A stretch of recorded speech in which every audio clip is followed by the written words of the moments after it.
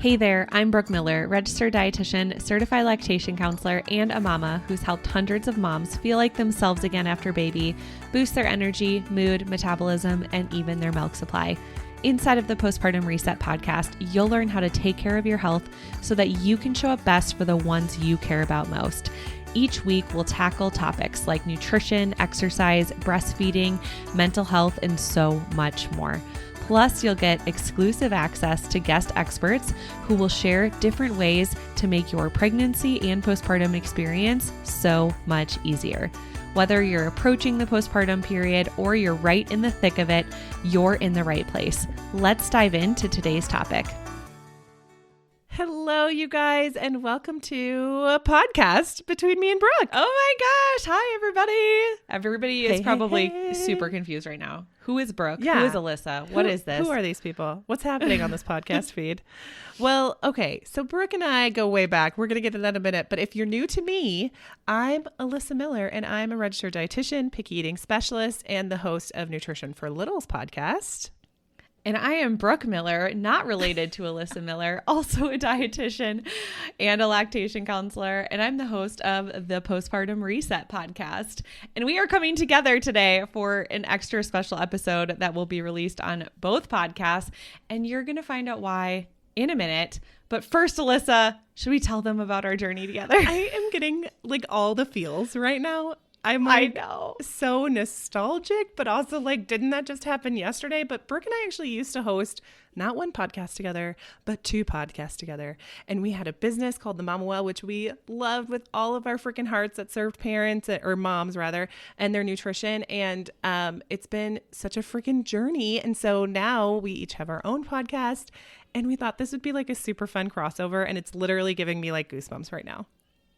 I know. When was our first podcast? Like 2019? I think I was pregnant. Oh my gosh, 2018. I was pregnant with Ashton. Yeah, that makes sense. I was very pregnant. Yeah. So it was like end of 2018. And Alyssa and I, we just, worked together as clinical tube feeding dietitians. We were the loud Millers, the Miller Corner. And one day Alyssa said, I want to start a podcast. And I said, I like podcasts. And we obviously don't shut up at work. So let's be co-hosts. And then we started a podcast called Diet Riot, and it went great. And then we realized, hey, we really want to talk to moms specifically. We're moms, we're busy moms, and just talking to moms versus, young women or women who have kids out of the house. It's just a very different, season of life. And so then we created the Mama Well podcast. We kind of transitioned our business in 2020. We opened our first business together, a membership. We ran that for 3 years. And yeah, it's just been a wild journey. Truly a wild ride. Well, you're talking about it. I'm like I'm going back through my brain and being like, oh my gosh, I remember we had been podcasting for over a year. And then 2020 hit, like the craziness of 2020. And I'm literally like looking at the closet that I remember sitting inside the closet recording with you on Zoom when we weren't seeing each other at the time. It was like, what the hell is happening? Is this going to be 2 weeks? Is this going to be now years? Like, what the heck is going on? It was just so crazy. It was such a crazy time. Brooke and I are like BFFs in real life. We own a business together. We also own a business separately. We hang out all the time. We both live in Colorado. We always joke like, our last names are both Miller. Everyone thinks we're sisters. We always say we're not related. People have asked us if we were married too. It's not their fault. Sisters, sister-in-laws, married. I could see it either which way, all the different ways. Right. And we always joke, we're like, not related, just redundant, like Miller. And then we both have sons, first letter A of their name, like all these things. It's just like so fun. Josh and Jesse. Josh and Jesse, very similar as well. Computer. Love those computers. Anyways, we just have like such a freaking history, and it's fun to bring it to the podcast now. And so, yeah, we thought it'd be fun to do this little crossover podcast and talk all things, both mom's health, but also for kids and how they're all interrelated and why we're so passionate about it. So we're excited to get started today. Mm-hmm. Yeah, there's actually so much crossover, and that is why we didn't want to give up that business together for so long. And it was something that was really hard to let go of because while Alyssa is like so passionate about picky eating and feeding toddlers, and I'm so passionate about helping moms breastfeed and feeding infants, we both also have such a strong passion for helping moms thrive. And what we realized is that when a mom has a healthy relationship with food in her body, it actually sets her children up to be healthy and to also have a healthy relationship with food in their body. And it's really interesting how many things that we say or do impact our kids without us even realizing it. True. So true. And also what I realized too in working with moms and kids and all the things when I was doing all the things, what I realized is that picky eating is kind of the first step for young children to start to ask questions about food. And if those questions aren't answered in certain ways, it can lead to disordered eating, disordered thoughts around food, confusion around food and body. And picky eating is kind of their first step towards like deciding what's for them, what's not for them, what's good, what's bad, what's healthy, what's unhealthy. And a lot of times it's also the response of the parent, like how a parent responds to a child who has decided they're not going to eat broccoli, they only want cake, they only want sugar cereal for breakfast or whatever that might be. How the parent responds is so important in forming those very early connections with food. And I actually love talking about starting solids and feeding a baby. And not to say it's easy, because it certainly is not easy to feed a baby. However, they typically are either like all in or all out. Like they'll just eat anything that's put in front of them, or they're like, no, give me my milk. Like I don't want to touch that food. Yeah. But it's oftentimes like those early responses to food, those early experiences with food actually shape a lot of our long-term relationships with food, which is why typically when I talk about this, all the moms raise their hand, because if you've ever experienced as a child, you can only have dessert when you've earned it, quote unquote, by finishing your plate. And now as an adult, you can't stop yourself from eating sweets, or you feel guilty if you eat sweets, or you would, or you feel like you have to eat your entire plate totally before you're allowed dessert, even if you're full. Yep. Clean plate club, like all of those things. They're all related a lot of times to how we were raised around food as children. Now, obviously, as you age, you have more and more interactions with food and other people, and, you know, going to college is like a big thing of dieting and all that sort of stuff, but everything plays a role. But I really saw this direct line from picky eating to how we handle ourselves with food later in life. And I just saw this big opportunity that I was really passionate about to do both, right? And that's why we had all the businesses. And it's just been really fun to just be alongside the journey with Brooke as we grow our businesses, as we help moms and parents in different stages. And so we're really excited to bring this podcast to you, but also to dive in a little deeper on each of these topics. And I think it's going to be helpful for everyone listening. Yeah. And I think, you know, something that's been coming up a lot in my membership right now and in my community is that a lot of moms are saying things like, oh, well, my mom and dad used to say this around this type of food, or this type of food was bad, or this type of food was good, or I couldn't leave the table until my plate was clean, or I could only eat dessert if I ate all my vegetables, or I could only eat dessert if I earned it by behaving. And it is really insane how these things that happened, these patterns that happened when we were young children, follow us into adulthood.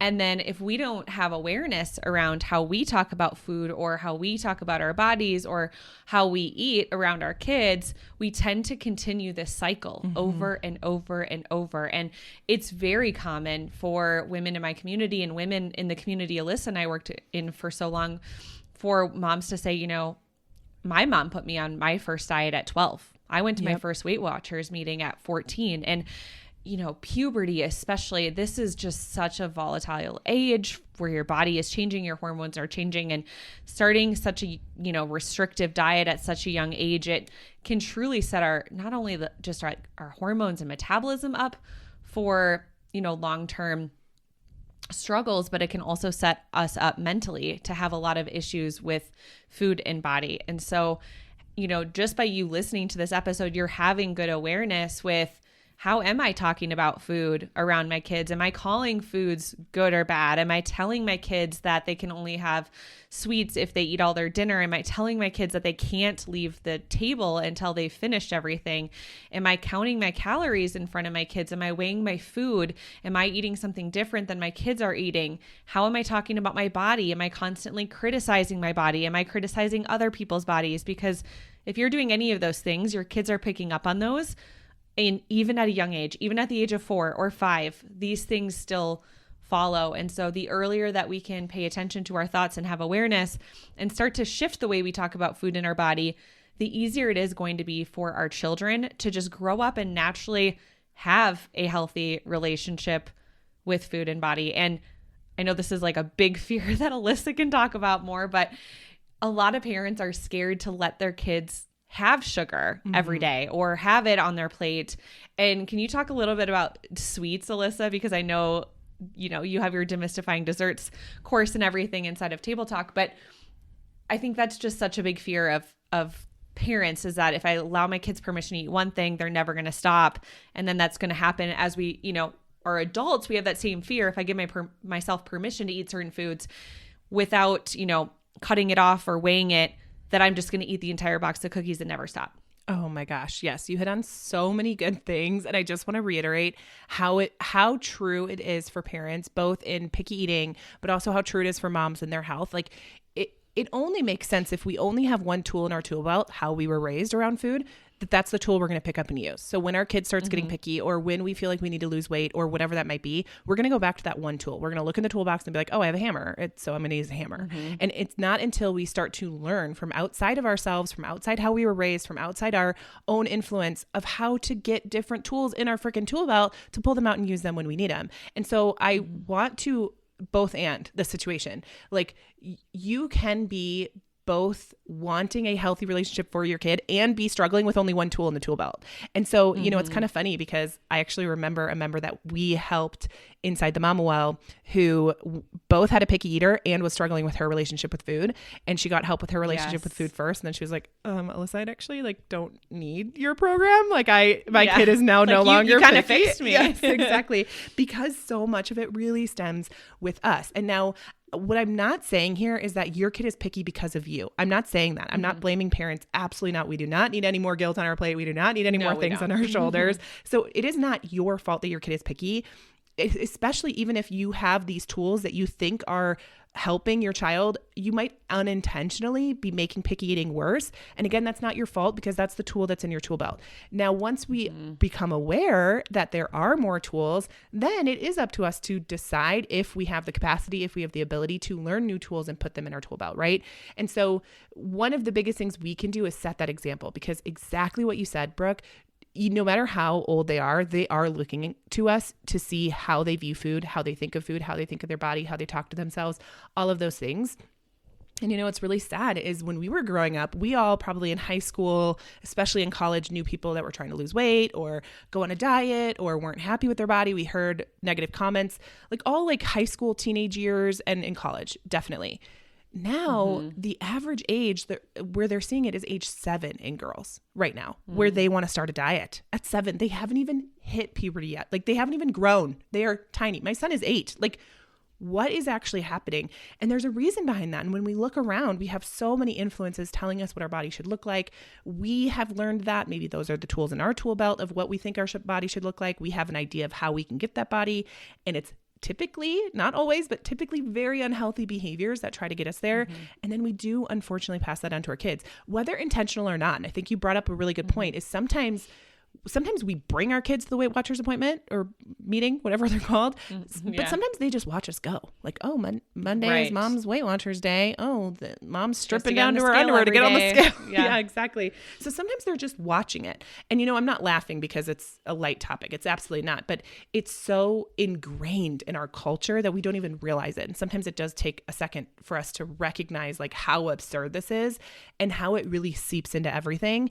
Now, I also don't want to say, okay, now we have to be hyper vigilant about everything we said to our kids. And again, this is not to put more on the plate of parents, but this is to say how important it is for us to heal our relationship with food. Because like I said, although it is not your fault that your child is picky, our responses to certain behavior, like what you brought up, our kids eating sugar or wanting sweets or desserts and not wanting anything else, how we respond to that is the very stimulus that could make things go really, really good or really, really awry. And if we are not able to control ourselves around sugar, we feel like we binge eat. We feel like once we start, we can't stop. We feel like all we want to eat is, pizza and snacks and ice cream and blah, blah, blah, blah, blah. And I'm never going to crave a salad if you tell me I can eat anything and everything, right? All I'm going to want is pizza. We've talked about this a million freaking times. But having those thoughts and then seeing your kid only eat the pizza or only want ice cream or only want sugared cereal for breakfast triggers something in us. And we see that and we go, whoa, whoa, whoa, pump the brakes. We don't want you to turn out like us. A lot of times that's where it's coming from. It's coming from fear of either turning out like us or turning out like someone else who, you know, is addicted to sugar or worried about sugar. Or we know how unhealthy sugar is. We know how scary it is to be overweight and all these things that we've been told our entire lives. And so we see our kid picking up the sugared cereal and we're like, oh my gosh, what do we do? Right. And so our hammer is in our tool belt. We only have the hammer and we just start hitting it. We're like, let's just try and make this stop by whatever means necessary, whether that's bribing, begging, pleading, pressuring our kids at the table, demanding, saying it's off limits, saying it's unhealthy for them, scaring them about it becoming a monster in their body or whatever it might be, because we're so afraid of the outcome.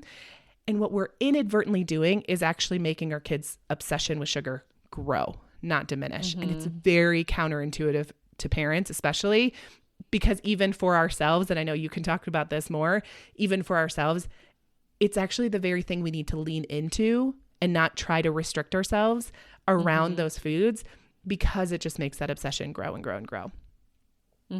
Yeah. Like when we tell you that something's off limits, we want it more. So like if your parents are like, you can't date that guy because he's a bad boy, you're like, okay, watch me. Or like Alyssa, you know, she's the rebel here. If we're walking down a hallway together and there's a wet paint sign and it says, don't touch, there's wet paint.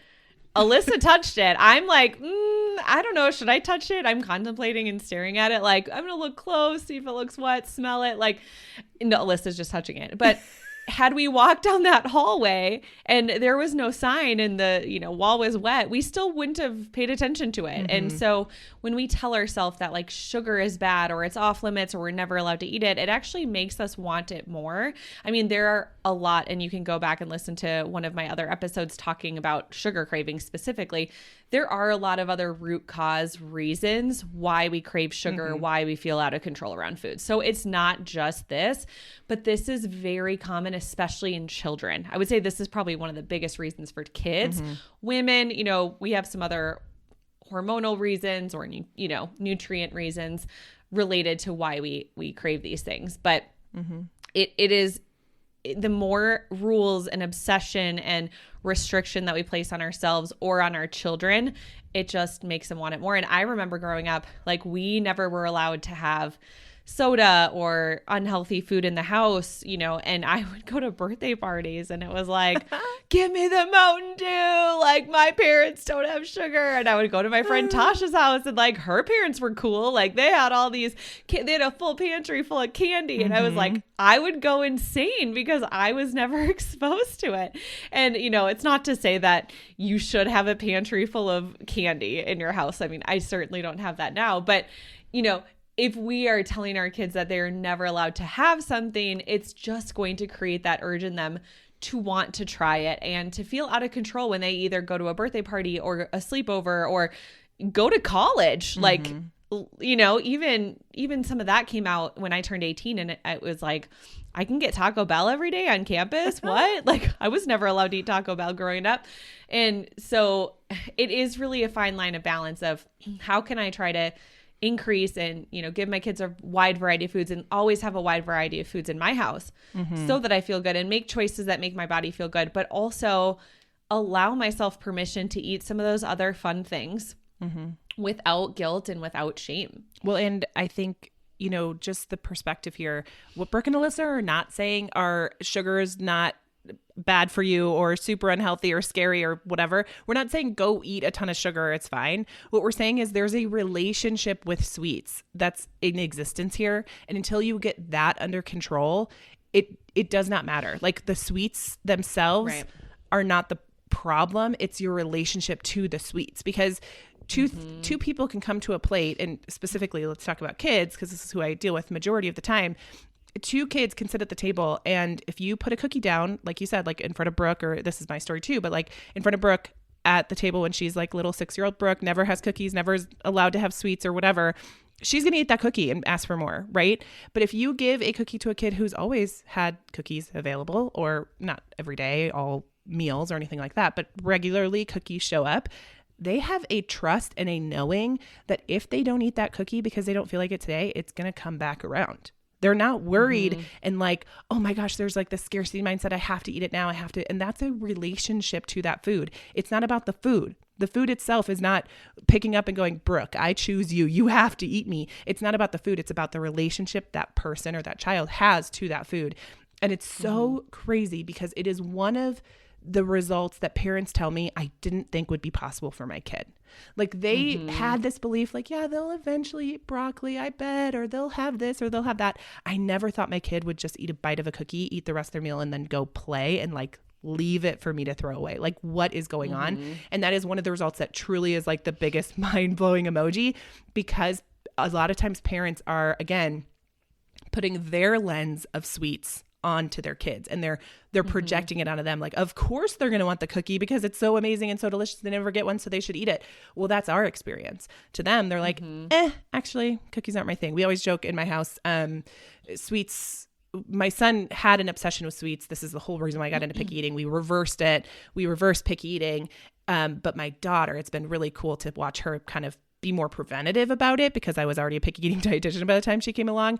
She literally will take like 2 licks of a popsicle, leave it to melt. She'll take 2 bites of a cookie, leave it. Like she just does not care. And so I think it's really important to remember that like this relationship with sweets is so impacted by our own relationship with those sweets and how we project onto them. Because maybe we're saying all the right things, and I get this a lot where parents are like, no, I do all the right things. I say all the right things. I don't tell them to diet. I don't tell them not to eat it. I don't try to compare. But then they're sitting and they're like really uncomfortable and they're like, are you sure you want another one? Okay.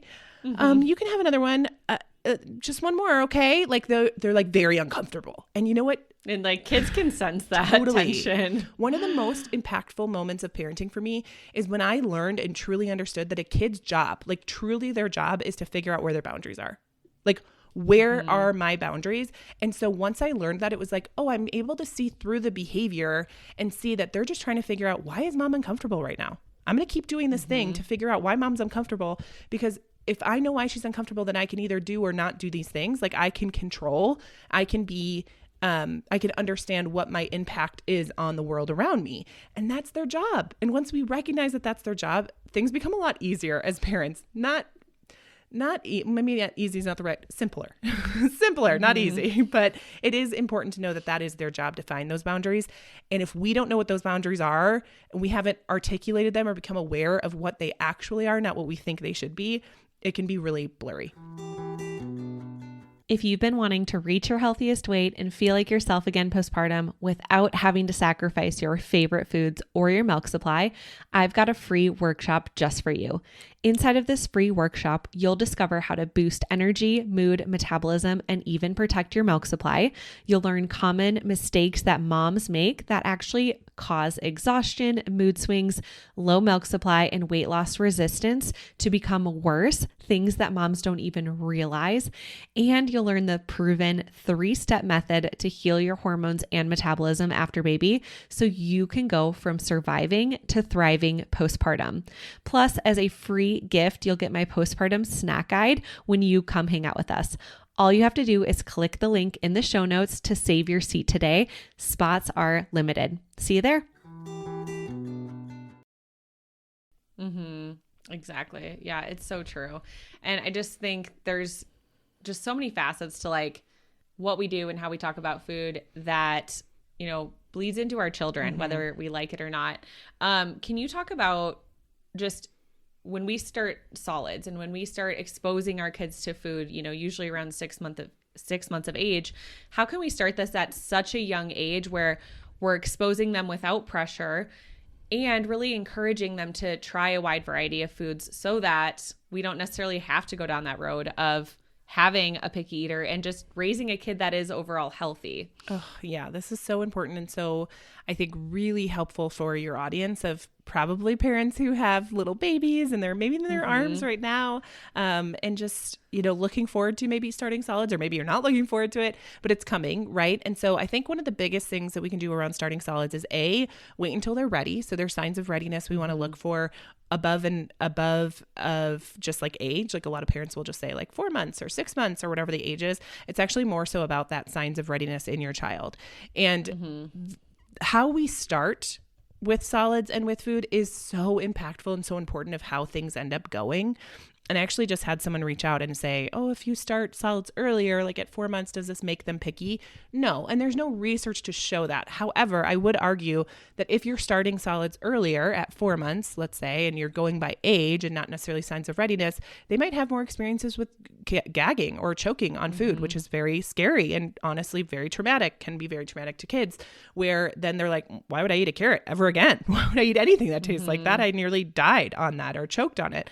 I was very uncomfortable. I was very upset. Or you might have more experiences of giving more purees at a younger age for longer before you introduce table foods and different textures and different senses of foods, so that they kind of expand that profile. And so because we don't start that closer to 4 months, they have a longer period of time where all they get is puree. So they might have a harder time with texture down the road.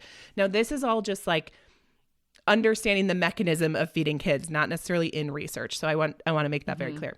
And that's my experience with working with families as well.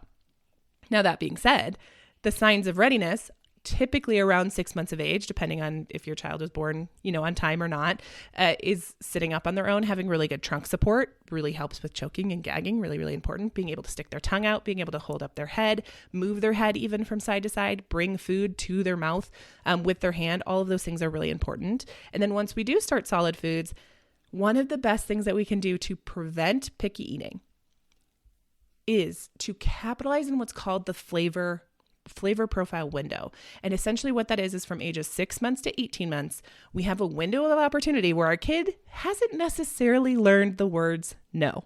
And because they haven't learned the words no, they typically, sometimes it takes some kids longer than others. So you're probably still within normal if your kid is like saying no or just not eating it, not doing anything with it. But we have that opportunity to put something on their plate, and they typically taste it, try it, smush it, grab it, lick it, whatever, swallow it. Okay. So we have that opportunity to introduce them to hopefully as many flavors and textures as we can between 6 months and 18 months of age.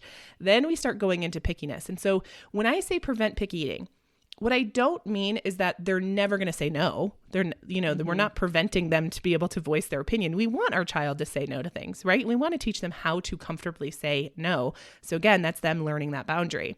Now, that being said, we don't want them to say no to all the things all the time, vegetables for years and years, right? We want them to eat protein and fats and carbohydrates and vegetables and all these things that parents want for their kid.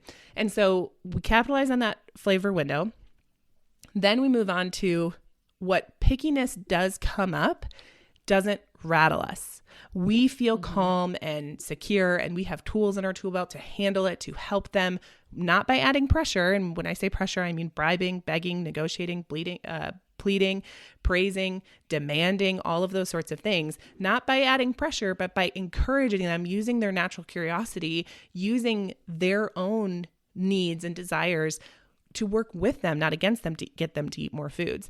And so when I say prevent picky eating, that doesn't mean they're never going to say no. What it does mean is that picky eating phase that comes up is truly just a phase that moves in and moves out quickly. And all of a sudden we know how to handle it when it does come. So we can just kind of move past it, because picky eating, and I always tell parents this, and I don't think they like it, but picky eating, there is actually a good side to picky eating. The reason why picky eating comes up around 18 to 24 months of age is because they're toddlers. And what can toddlers do? Toddle away from you and put something in their mouth that they shouldn't, whether it's poison or whether it's a choking hazard. So that pickiness is there actually to protect them, because we know that moms and dads aren't necessarily right next to them as much as they were when they were a little baby in our arms, right? They weren't able to get up and go put things in their mouth. So there is some goodness to picky eating that's preventative to keeping them healthy and safe.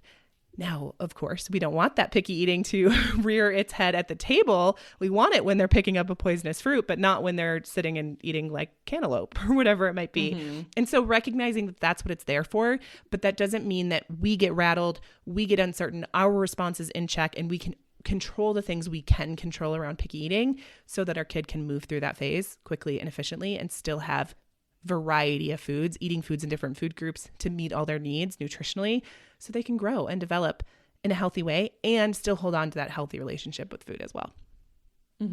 Yeah. And I think the cool thing about breastfeeding is, your milk changes based on what you're eating and flavors. And so that is something, even if you're doing, a mix of formula and breast milk, is they're getting different types of flavor profiles. And then while you're pregnant, when you're eating a varied diet, when you're pregnant, you're also exposing your child to a lot of different foods like in the womb too. So, you can even cool. do your part by during pregnancy eating a wide variety of foods, and then while you're breastfeeding eating a wide variety of foods, so that your kid is exposed to different flavors. And I think too there's this, I don't know, I think it's like purees versus baby led weaning, and people feel like they have to pick a side, and it's like you can do both. You can do both. We primarily did purees with Ashton because, he has Down syndrome and low muscle tone, and he just needed a lot of extra help in feeding therapy and all those things. But then with Sawyer, we did a mix. It was, some purees here and some solids here, and he liked the variety of both. And so I also don't think that parents need to get too caught up in, I have to pick a side, and totally, I can only do baby led weaning or I can only do purees. It's like, as long as you are just exposing your child to a wide variety of foods at this age, that's really the most important thing. Oh, it's hilarious to me because the people who are like diehard baby led weaning, and I love baby led weaning. I think it is really great. But the people who are diehard are so funny against purees that you're like, do you realize adults still eat purees? Like I have I eat applesauce, right? I have mashed potatoes. Like there's so much in our world that is actually more of a puree form than these like whole foods. It's so funny to me. It's like that is still a texture that we also have to introduce and experience. And there's different levels of like runniness of different purees. So this is so important. And so, it really is. I think combination is a great way to go. But what I always recommend for parents is to do what makes you feel most safe at the table. Start with them, even if you're going to do table foods, bananas, sweet potatoes, something really nice and soft that has a low choking risk. Obviously cooked sweet potatoes. So anything that's nice and mushy. The most important thing, and this really kind of ties up to like what we've been talking about this entire podcast, your reaction at the table is so important. How you respond to them is so important. So if they are you're doing table foods because your friend said it was the best thing ever and it's going to prevent their picky eating and they're going to be healthier and smarter and better at everything because baby led weaning is the best way to go and purees are horrible. If you believe that, so then you start doing baby led weaning, but you feel really uncomfortable, and you're shifting in your seat and you're watching your baby and your eyes are open, and at the very slight of maybe they're gagging, you lunge towards them and pull them out of their seat and pat their back and flip them upside down and call 911. Like that is not going to go well for your child. Why would they enjoy eating at the table? So I always recommend, people always ask me, they're like, what's the best first food to start baby on? Whatever you feel safe, like whatever food it is that you feel so safe feeding them that you're going to be comfortable, relaxed, like ready to enjoy the mealtime together. It's going to be a positive experience for both you and baby, is the best food to start with, bar none. Now listen, there's like people out there, no, you need iron food and you need fruits, and don't do fruits because they're too sweet. Do vegetables and do blah, blah, blah, blah, blah, all those things. I truly stake my entire career on this. The most important thing to feed your baby first is something that you feel safe and comfortable doing, so that your environment at the table, you start off that relationship at the table on a positive note. There's a positive connotation. You enjoy each other's presence. You're connecting. It's a dance between you and them, and you're helping them and you're teaching them and you're eating and they're eating, and having that like protection around the table where it's an enjoyable place is so important. And then we can get to the nutrition stuff. Then we can get to the iron. Then we can get to the fruits. Then we can get to the vegetables and all those things. And I do want to say this because it popped into my brain because I think it's such a funny myth. So many people are afraid to give their kids fruit first food because it's too sweet. Breast milk is so sweet. Like, have you tasted breast milk? Yeah, I put it in my coffee one day because I ran out of coffee creamer, and people on Instagram were like, you are disgusting. And I was like, my baby drinks it and it's my own milk. I'm not like asking Alyssa for her milk. I have Sawyer's milk in my freezer. Did I tell you that? I still have it from our trip. And I was like, we might need to use that soon. No, but truly, like, it's so funny because so many parents are like, oh, it's too sweet. Breast milk is so sweet. And so that has not been proven in research. It hasn't even been proven to be true that starting with fruit or something sweet, even like sweet potatoes, is going to like ruin them against vegetables. It's not true. So you just really want to capitalize on that window of time where you can offer all those different flavors and textures too. Yeah, absolutely. Well, Liz, do you have any fun last minute things you want to talk about? Oh man, I didn't share. I think we've made it like abundantly clear how important it is for you to have a healthy relationship with food, to pass that on to your kids. And of course, we hope the entire family follows suit, right? You're not going to be able to control everything. So let's all take a collective deep breath and realize we're probably going to get it wrong. I always joke, and Brooke knows this joke. We have like a therapy jar. It's metaphorical, but we always joke. We were like, put it in the therapy jar. I don't know. Like, we're going to mess up our kids. We're going to screw up our kids. Totally. We're doing the best we can. Yes. And they're going to go to school and they're going to hear diet talk from someone else. If you're not doing it, they're going to hear it somewhere else. So what we really can do is build our own resiliency against diet talk and our own mental toughness and mental strength, and teaching that to our kids. And one of the things that really healed me at one point when I felt really broken, that I was like, oh my gosh, I'm going to raise these kids who are going to be broken in some way. Like, I'm not going to get it right and perfect. I struggle with perfectionism. Was realizing, what's a beautiful gift is teaching your kids how to cope. Like, teaching your kids how to cope, how to heal, how to recognize beliefs that are holding them back.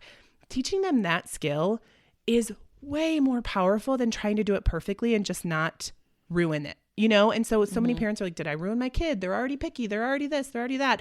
I feel this way. I don't know how to fix this by Tuesday so that I can give a good example to my kids, right? I can't fix my own relationship in 2 days with food. And just remember, there is beauty in life, in the gray, in the middle of teaching them and showing them and modeling, fixing things and redirecting. And I think that's so, so beautiful and so overlooked. As parents, we just want to protect our kids, just put them in a bubble and do it right the first time, and don't end up like me, or do end up like me, or don't end up like them, or do this, not that. It'll be perfect and right, and you'll never experience pain, and you'll never experience suffering, and you'll never experience a negative thought about yourself. When actually the strongest people I know have gone through the worst adversity. I'm talking to one of them right now. So it is so, so important to remember that life is beautiful because of the mess. And I think just so many parents get caught up in this, at least I do, perfectionism of like, don't let anything get to my kid, when in reality, we need to teach them, when things get to you, here's how to handle it. I don't know if that's what you were looking for, but that's what came up for me. What about you? No. Anything you want to share? Yeah, no, I think just giving ourselves grace and trying not to be perfect, because like none of us are going to be perfect moms. We can only do so much. And I think when we give ourselves grace and really release some of these expectations of being perfect, I have to get my body back, I have to raise healthy kids, I have to eat perfectly, I have to exercise perfectly, like I have to do all these things perfectly. I mean, we're just setting ourselves up for failure as moms. And so I think just, a really great mantra is, I'm doing the best I can with what I have. Like, I'm doing the best I can with what I have. And our parents too, even though earlier in this episode we were talking about how maybe your parents were part of the Clean Your Plate Club, or maybe your parents had an unhealthy relationship with food and body. It's not that they were doing anything, intentionally wrong to you. It's just that they were doing the best they could with the information that they had. And you can continue to learn and grow, and we're going to make mistakes, and, our kids can learn from that too. And yeah. So I think just giving yourself a lot of grace. Yeah, I love that. And recognizing what season you're in, like the capacity. I'm just thinking of your audience right now. They're postpartum. Like, you probably just had a baby relatively recently. So yes, there are steps you can take, but they do not have to be a mountain-sized step. It can be literally a teeny tiny step that someone else might just barely trip over, right? Like, that is progress. Progress is progress. And I just think recognizing what season of life you're in, what's your capacity, and sometimes I think okay, this is going to be a weird analogy, Susie. You're going to have to stick with me. Brooke is used to this already, baby. Okay, so she loves the metaphors and analogy. I love them so much. But you're going to have to go on a little journey with me. I have been addicted on Instagram to watching clean with me videos, like the ASMR. Oh, like the kitchen ones? Oh my gosh, everything. Go show me your whole house and how messy it is, and then clean it up. And it's like ASMR. They're not even talking. I'm just like watching them like open cabinets and scrub things. And I'm like, oh my gosh, I don't clean like that. I haven't since I had my first kid. Like, there's just no way. It's not happening. However, you know what? There was like a light bulb moment for me at one point when I was watching these videos, and I was like, man, they really do a great job cleaning their tub. When was the last time I cleaned my tub? Like, really got in there and scrubbed it. Oh, they're doing a good job. I'm trying to think of like other specific examples. like cleaning in between the crevice of your oven or whatever. And they were like using this little steamer gun that like blew it out, whatever. It doesn't matter. What I recognized, and there was like a light bulb moment for me where I was like, oh, they have the right tools. Like they're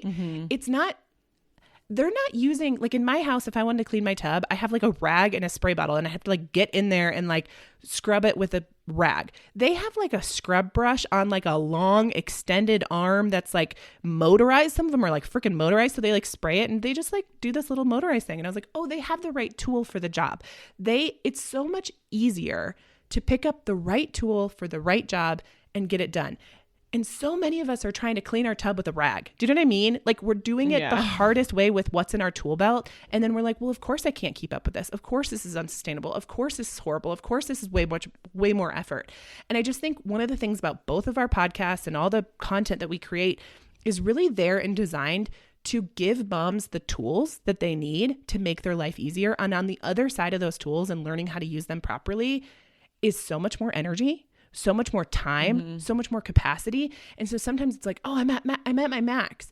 But if you were to actually lay this down or solve this problem or reverse picky eating or learn how to take care of your health or learn how to eat, like I know one of your biggest things is like teaching parents or moms how they can avoid postpartum depression. Like, do you know how much more time and energy I would have had if I didn't have postpartum anxiety after my first? Oh my gosh. Insane. Oh my gosh. I would have slept like everything. So it's like, okay, we can find those tools, the right tool for the right job. And on the other side of that is so much freedom. And I think so many times parents, especially moms, just do what they can to white knuckle it with the tools that they have instead of learning new tools. And that is one thing I wish I would have told myself when I first had a kid, and not even during pregnancy even, is like, just learn from someone else, like learn from an expert on how to do all these different things, because parents are great. My parents are wonderful. They still didn't have all the tools. So I still only have a hammer and a screwdriver or whatever it might be. It's like, it's just so powerful and impactful. And I just want parents to hear that there is like another side to this that actually opens you up and gives you more freedom, not less. Yeah. Well, there's just so many other like tools available to us now that weren't available to our parents, you know? Totally. Oh my gosh. The whole world is open, which can be overwhelming, but also such a blessing. Yeah. Truly. It's incredible. Yes, absolutely. Well, Liz, thanks so much for hanging out with me and doing this. This Same. is so fun. This has been amazing. And of course, if you guys are not already, so my listeners over at Nutrition for Littles, if you're not already listening to Brooke's podcast, following her on Instagram, I will make sure to link her in all the which ways down below in the podcast description box as well. And same here. So if you are a listener of the Postpartum Reset, I will link Alyssa's podcast and handle and all the things.